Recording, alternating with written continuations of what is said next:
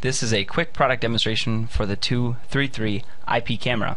This is our online user interface where we can record video, take snapshots of the camera feed, add multiple devices, change network settings, and pretty much anything to deal with this camera is going to be done through its online user interface, what we're looking at right now.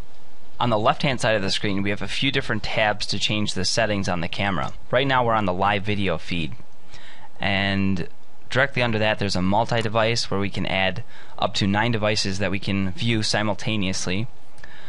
We can change our network settings, and especially the wireless LAN settings is how you're going to set up your camera to be wireless.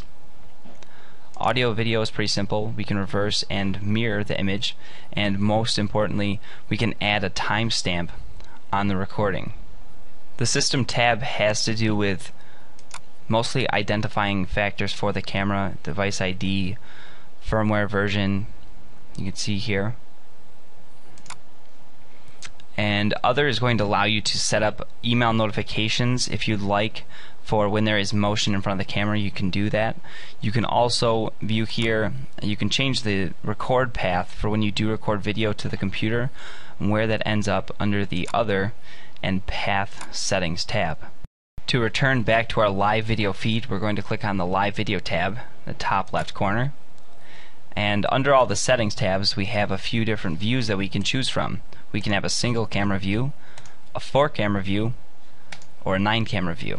Under the view settings we have a fly down for rate, and we can change the frame rate of the camera. If I go back to the single view and I change the frame rate down to, let's say, 5 frames per second, I don't know if you can see this, but the video is now a little bit jumpy because it is only taking 5 frames every second instead of full real-time playback. I'm going to move this back up to full speed. You can see under rate we have a resolution. We can change this from 640 to 320 all the way down to 160. And we can change the brightness of the picture by simply clicking the plus or minus button, and we can do the same with the contrast as well. At the top of the screen we have 4 buttons. We have play, stop, snapshot, and record.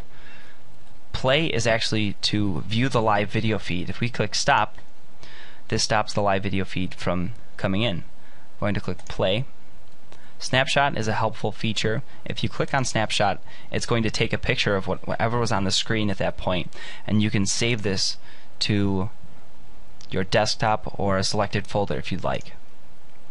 And record, of course, is going to record whatever's in front of the camera.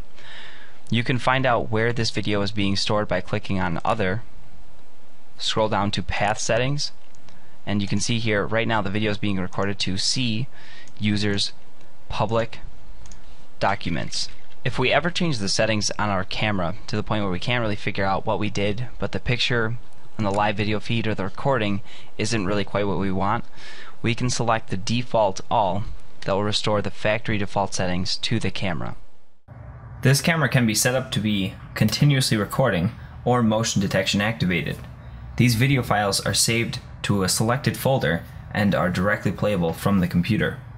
With every purchase of this camera you will receive a software installation disc, a user manual, a 5-volt regulated power supply, an antenna that will screw onto the back of the camera, a bag of 3 screws for mounting the bracket with drywall anchors, an Allen wrench for adjusting the bracket,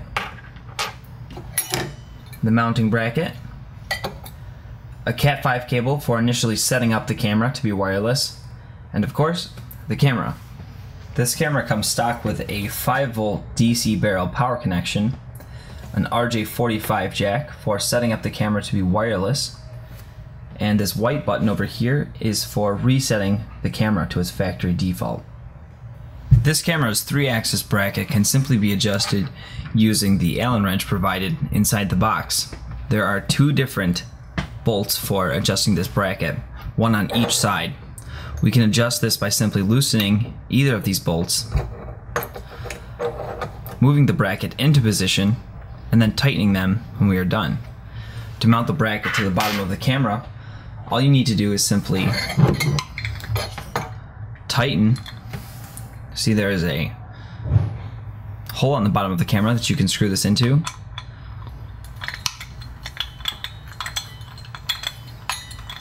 And use this plastic piece to keep it in place once you've tightened it.